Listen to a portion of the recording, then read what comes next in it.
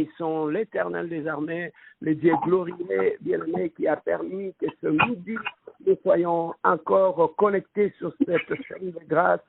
Que Dieu vous bénisse de partout où vous nous suivez et que la grâce de Dieu soit avec vous. Bien-aimés dans le Seigneur, nous sommes aujourd'hui mardi, notre deuxième jour où nous continuons toujours notre programme que nous avions commencé depuis lundi, où nous sommes en train de parler sur les clés d'une délivrance profonde.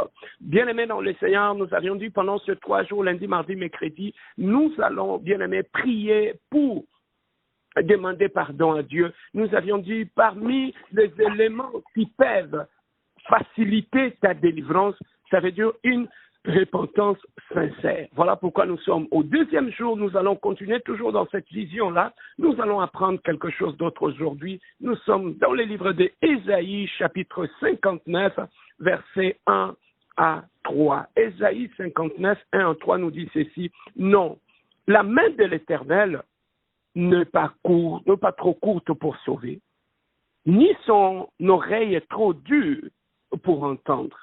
Mais ce sont vos crimes qui mettent une séparation entre vous et votre Dieu. Ce sont vos péchés qui vous cachent sa face et l'empêchent de vous écouter. Car vos mains sont souillées de sang et vos doigts de crimes. Vos lèvres profèrent le mensonge, votre langue fait entendre l'iniquité. Bien-aimés dans le Seigneur, ici, c'était le prophète Ésaïe qui était en train de parler, bien-aimé, au peuple d'Israël. Il était, au fait, en train d'éclairer le peuple d'Israël qui, bien-aimé dans le Seigneur, à un certain moment, ils ont vu que, malgré leurs prières, malgré les offrandes, malgré les efforts qu'ils faisaient, bien-aimé, c'est comme si les ciels étaient fermés. C'est comme si Dieu n'écoutait plus. Et bien aimé dans le Seigneur, dans cette situation-là, ils ont commencé à condamner Dieu. Que c'est Dieu qui ne voulait plus les écouter, qui était à la base de leur malheur. C'est voilà pourquoi le prophète Ésaïe est venu éclairer le peuple d'Israël. Pourquoi les ciels étaient fermés? Qu'est-ce qu'ils avaient fait qui avait fait en sorte que l'oreille de Dieu puisse se fermer et que Dieu ne puisse plus le voir? Voilà pourquoi le prophète Ésaïe a commencé par une négation. Il a dit non, la main de l'Éternel n'est pas trop courte pour sauver, ni son oreille très dure pour entendre, mais ce sont vos crimes qui mettent une séparation entre vous et votre Dieu. Ce sont vos péchés qui vous cachent sa face. Bien aimé, nous voyons ici la conséquence de péchés non confessés, de péchés cachés, de péchés non repentis. Bien aimé dans le Seigneur, peut faire en sorte que la main de l'Éternel puisse devenir courte dans ta vie et que l'oreille de Dieu ne puisse plus écouter tes prières. Donc, bien aimé, il y a un comportement que tu peux adopter sur cette terre des hommes, qui peut fermer les ciels, qui peut fermer les oreilles de Dieu, qui peut éloigner la main de Dieu, qui peut créer une séparation entre toi et Dieu, qui peut faire en sorte que tu cherches Dieu dans la prière, mais sa face est cachée, comme le prophète le dit. Vous ne voyez pas la face de Dieu parce que vos péchés cachent la face de Dieu. Mais quel genre de péché? Bien-aimé dans le Seigneur, le péché a eu d'abord comme conséquence d'éloigner Dieu de son peuple. La deuxième des choses, il dit au verset 3, « Car vos mains sont souillées de sang et vos doigts de crimes. » Donc, bien-aimé dans le Seigneur, au-delà d'éloigner Dieu, le comportement que nous avons, bien-aimés dans le Seigneur, lorsque nos mains sont remplies de sang, ça ferme le ciel. Ça empêche Dieu d'intervenir dans notre situation. Mais bien-aimé, tu peux te poser des questions. Mais je n'ai tué personne.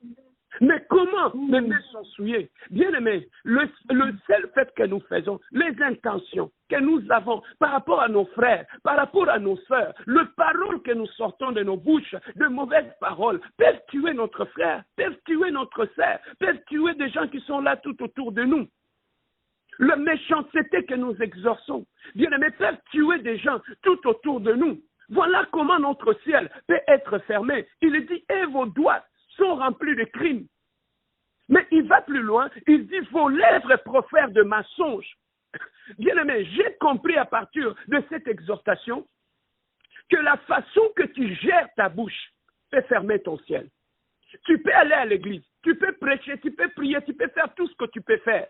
Mais la façon que tu utilises ta bouche peut fermer ton ciel. Lorsque dans ta bouche, il y a les mensonges, ton ciel sera fermé, la main de l'Éternel sera éloignée de toi. Bien-aimé, la face de Dieu, tu ne pourras plus le voir, tout simplement à cause d'une mauvaise utilisation de la langue. Bien-aimé, la méchanceté de la langue, de critiques, de colportage, de murmures, bien-aimé, des insultes, parler derrière le dos des gens, créer des divisions, créer des confusions là où tu es, tout ce qui sort de ta bouche. Voilà pourquoi, bien-aimé, on se retrouve dans des situations compliquées et difficiles. Nous prions, mais rien ne s'est fait. Pourquoi? Parce qu'on a une mauvaise gestion de la langue.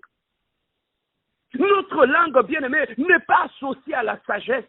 Notre langue n'est pas associée, bien-aimé, dans le Seigneur, à la discrétion. On manque la sagesse dans l'utilisation de la langue. Ça peut fermer notre ciel. Ça peut éloigner Dieu de notre situation. Voilà pourquoi on continue à sombrer dans cette situation. C'est comme si Dieu n'écoute pas. Israël avait cette impression-là. C'est comme si Dieu ne les écoutait plus. C'est comme si Dieu était loin d'eux. Mais la conséquence de tout ça, c'était quoi? C'est leur comportement, bien-aimé dans le Seigneur, qui avait fermé leur ciel, qui avait fermé que tout ce qu'ils demandaient à Dieu, Dieu ne faisait plus rien. Il dit, vos lèvres profèrent le mensonge. Regardez le mensonge que nous proférons ici. Parce que tu veux nuire à ton frère, tu veux nuire à ta femme, tu veux nuire à quelqu'un d'autre. Bien-aimé, tu jures même un enfant de Dieu. Tu sais toi-même ce que je dis là, c'est du mensonge. Mais tu l'utilises parce que tu veux nuire, parce que tu veux faire du mal à quelqu'un. La Bible dit, lorsqu'il y a le mensonge dans tes lèvres, bien-aimé, comment avec la même bouche nous adorons? Avec la même bouche, nous proférons de mensonges contre nos frères, contre nos sœurs, parce qu'on veut nuire les gens. Bien-aimé, un enfant de Dieu, là où il ouvre la bouche, il ne peut jamais diviser. Un enfant de Dieu véritable, là où il ouvre la bouche, s'il trouve la division, il nie des gens. Un enfant de Dieu, c'est quelqu'un qui réconforte, c'est quelqu'un qui exhorte, c'est quelqu'un qui relève le faible. Ce n'est plus quelqu'un qui tue, qui blesse les autres. Ce n'est plus quelqu'un qui ne parle qu'en termes de mal. Bien-aimé dans le Seigneur, ce qui sort de notre bouche peut fermer notre ciel.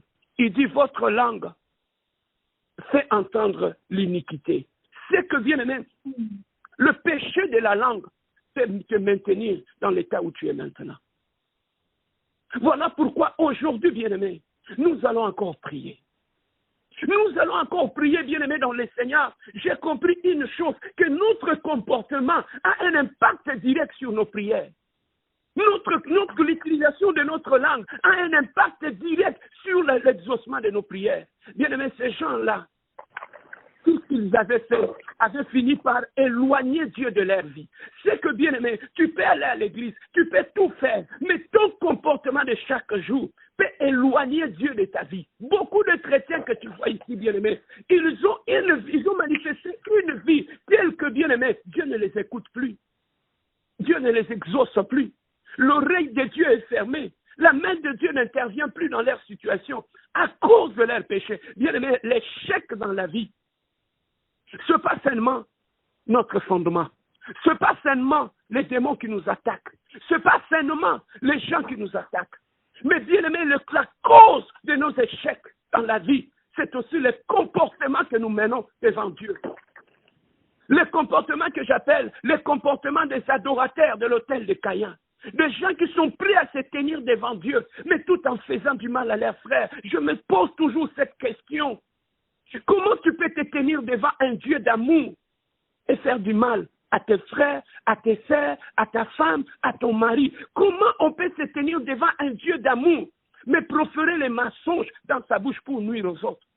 Comment on peut se tenir devant un Dieu d'amour et être un vecteur de division partout où tu mets tes pieds?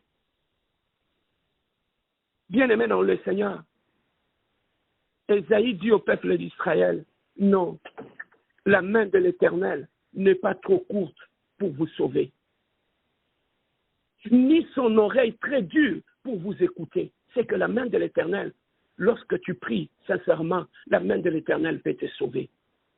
Il dit, ni son oreille très dure pour entendre. C'est que Dieu, jusqu'à présent, il continue à écouter son peuple.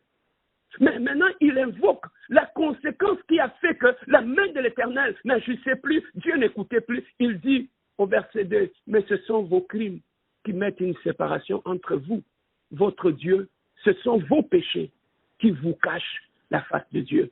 C'est que tu peux aller chercher Dieu dans la prière, mais la face de Dieu peut être cachée tout simplement parce que tes péchés se sont levés devant toi jusqu'au point de cacher la face de Dieu devant toi. Est-ce que tu vois encore la face de Dieu?